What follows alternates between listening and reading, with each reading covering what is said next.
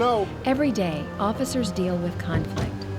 The challenges of diffusing a situation become even greater when one or more individuals involved in the dispute are struggling with their own internal personal crisis. They have a diagnosable mental disorder. How officers deal with the persons and the crisis at hand can dramatically impact the outcome for both the individuals and the officers.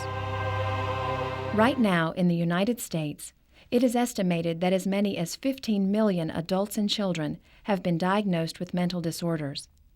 Some of these individuals end up in jail for committing minor infractions simply because the arresting officers do not know how to recognize the signs and symptoms of mental illnesses, and no alternative to incarceration is available. Here in Georgia, a partnership was established in December of 2004 to address issues involved in the arrest of people with mental disorders. Together, law enforcement, healthcare professionals, and Georgia's chapter of the National Alliance on Mental Illness created the Crisis Intervention Team, or CIT, a program that trains officers to identify mental illnesses and other brain disorders and to de-escalate situations involving individuals in crisis. The primary goals of CIT are simple: to minimize the risk of injury to officers and to persons experiencing crises due to mental illnesses or other brain disorders, to get those in crisis the appropriate treatment, and to prevent altercations with and the arrest of individuals who are mentally ill and in peril. Because I'd like to understand. Ultimately, the CIT officer becomes an advocate for the mentally ill, and, in turn, people in crisis will be more inclined to cooperate with police. Mental illnesses are medical conditions, just like diabetes, heart disease, or cancer. They are complex and affect people of every age, race, and socioeconomic status.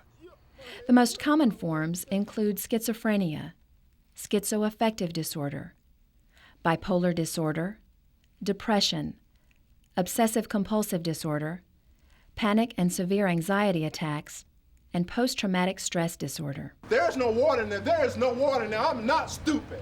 These disorders can profoundly impact the way a person thinks, feels, relates to others, and copes with everyday demands of life. The good news is, mental illnesses are treatable. With the right medications and therapy, people who struggle with mental disorders can live normal, productive lives. Unfortunately, patrol officers rarely come in contact with individuals who are overcoming their illnesses. Instead, they are forced to reckon with people who are off their medications, not actively receiving treatment, or have not yet been clinically diagnosed. These persons can become agitated easily, experience psychosis, or even feel suicidal. It is encounters between officers and individuals at an impasse that CIT targets. Do y'all know what the pathway to the dark side is? CIT is a 40-hour course that trains officers on how to de-escalate a situation involving persons with mental illnesses. The Georgia program is modeled after training developed by the Memphis, Tennessee Police Department. The department implemented the first-ever crisis intervention team after a man armed with a knife was shot and killed by officers in 1987. The man had a history of mental illness and substance abuse. Here in Georgia, the week-long training is taught by experts from the law enforcement and mental health communities and is approved by the Georgia Peace Officers Standards and Training Council. Officers who participate learn how to recognize mental illnesses, how to interact and talk with individuals in crisis, and how to safely diffuse and take command of volatile situations using de-escalation techniques. The keys to being an effective CIT officer, however, cannot be taught. They are compassion, respect for human dignity, and the ability to listen.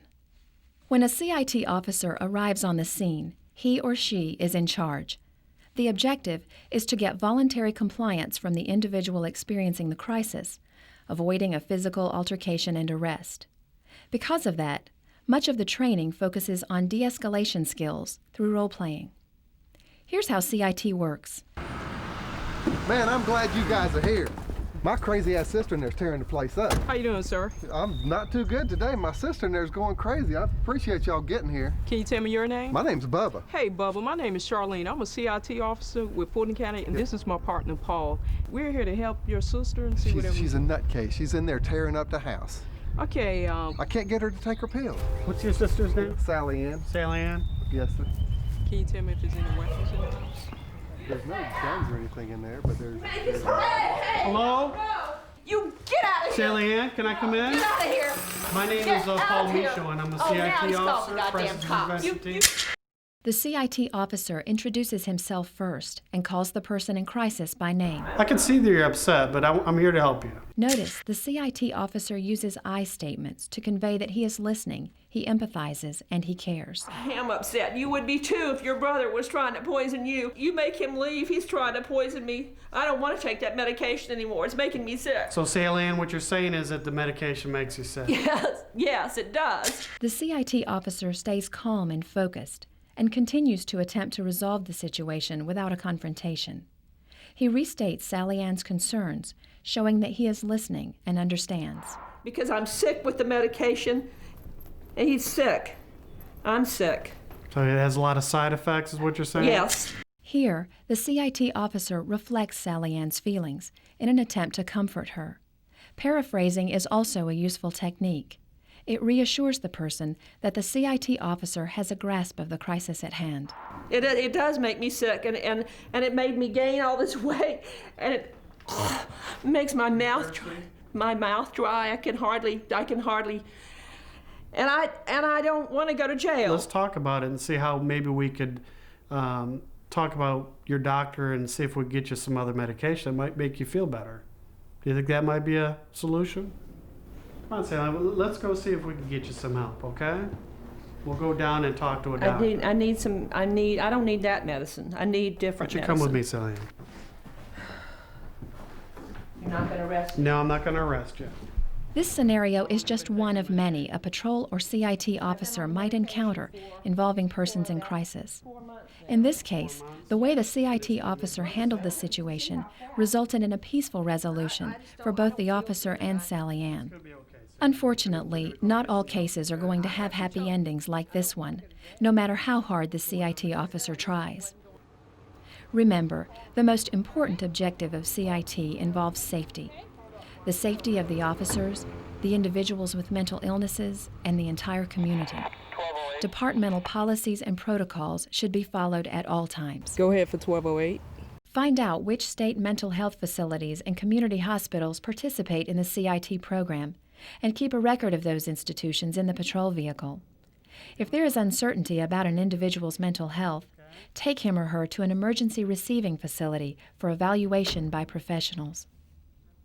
The Georgia Crisis and Access Line is a good resource for mental health-related services offered within the state.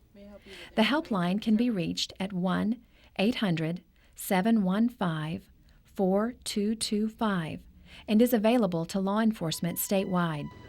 Since the inception of the Crisis Intervention Team, agencies all over the state have embraced the concept and now have designated CIT officers on every shift. Together, law enforcement, mental health professionals, and advocates are working toward a Georgia where people with mental illnesses and other brain disorders are treated, not incarcerated.